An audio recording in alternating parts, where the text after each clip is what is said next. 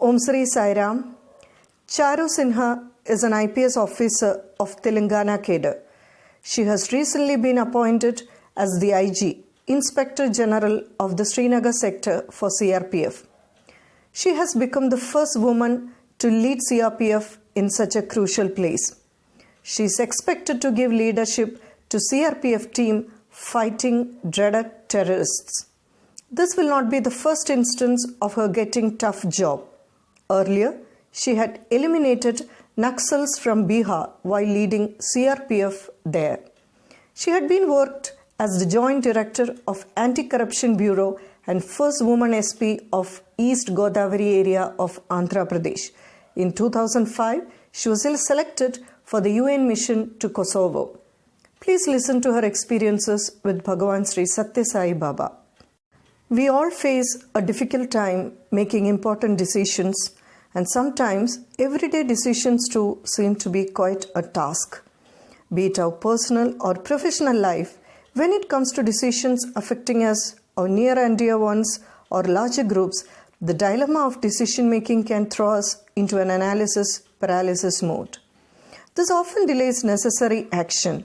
My experiences as a law enforcement officer require everyday responsible and prompt decisions, often affecting several lives, and one wrong decision could create havoc. Baba then held my hand and walked the whole way with me. My first posting in 1999 was as Assistant Superintendent of Police, ASP, at Pulivendula in Kuddapa district of Andhra Pradesh. It was an area known for factional politics, having witnessed bloodbath due to long-standing feuds between families. Here, the men of each family kept killing their rivals by hacking or using country-made bombs on each other, leading to some of the most ghastly killings ever witnessed.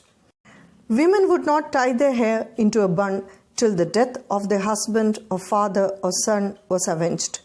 Investigating a faction murder was even more difficult, as no witness would come forward to speak even if she or he had witnessed the brutal killing. So where could one gather evidence to charge the case and ensure a trial? I would take time to weigh the pros and cons of each case and then decide what to do. Seemingly simple cases were actually very complicated, where witnesses were planted, evidence was planted, and we had to crack it despite all resistance and non-cooperation from the public. From their perspective, the public felt that they were justified, as after all, they were only settling scores and the deceased deserved the end they got. I took decisions, but slowly, after a lot of pondering over. I was afraid of making mistakes by sending the wrong people to jail or leaving the actual culprits scot-free. Decision making was a nightmare for me. My next posting was in 2001 as officer on special duty operations in Medak district, Andhra Pradesh. Here the task was to conduct anti-extremist operations and achieve results in the field. I was still slow in planning operations, filtering and acting upon intelligence, and would often be taken for a ride by informants and my own oversmart subordinates. As a result, I was extremely wary in deciding what to do and what not to do. It was at this point that Baba started saying that I needed to improve my decision making. He said I was slow and needed to be fast. He would snap his fingers to indicate speed. And I would wonder how.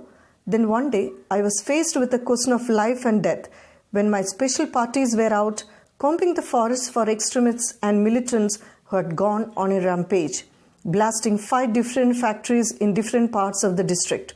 I was not sure whether they would come back alive, as the extremists had set up landmines to target the police.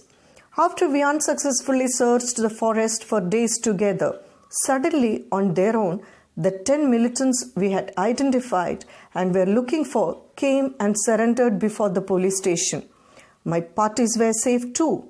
Then Baba said very clearly, "Why are you afraid of taking decisions? Know that I am always with you. Know that whatever decision you take will never be wrong. If the decision is correct, then fine. Even if it is not correct, I will ensure that the decision does not go wrong. So go ahead and just take the decision." This was the strongest reassurance one can ever receive, and coming from the Lord of the universe, all my fears melted away. It was an important and practical lesson on self-confidence. Since then, there has been no turning back, pondering, dilly-dallying, delaying, etc. I take just a few seconds now to take the most difficult personal or professional decisions, and the confidence with which I can do that now comes only from Baba, and I am amazed at myself sometimes. I know that Baba is doing the thinking and taking the decision and not me. I only have to set myself aside, my mind, ego, personality, body complex, and let him work through me. This new self-confidence exudes not from my ego personality, but the Swami in me, my divine self.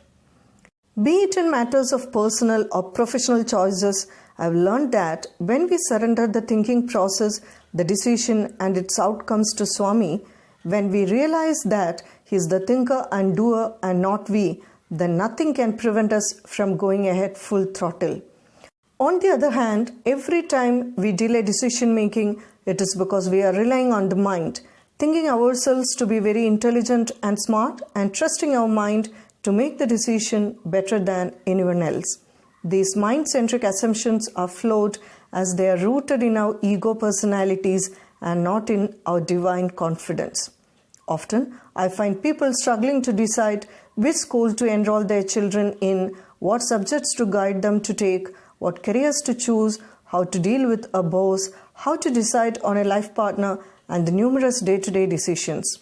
I now understand that it is their mind that thinks. It is the doer and hence generates so much dilemma and confusion. If only we can leave the thinking, planning, weighing, analyzing, etc. to God, life would be much easier. Now, whatever the situation may be, whatever decisions I may have to take, I know that Baba is with me holding my hand. I need to take the first baby step, and I know he will take me all the way, whichever way he wants me to tread.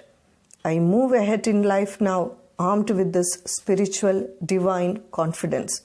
There is no better guide than him, who I believe to be the Lord of the universe. Of this truth, I am utterly assured. Thank you, Swami. Om Sri Sai Ram.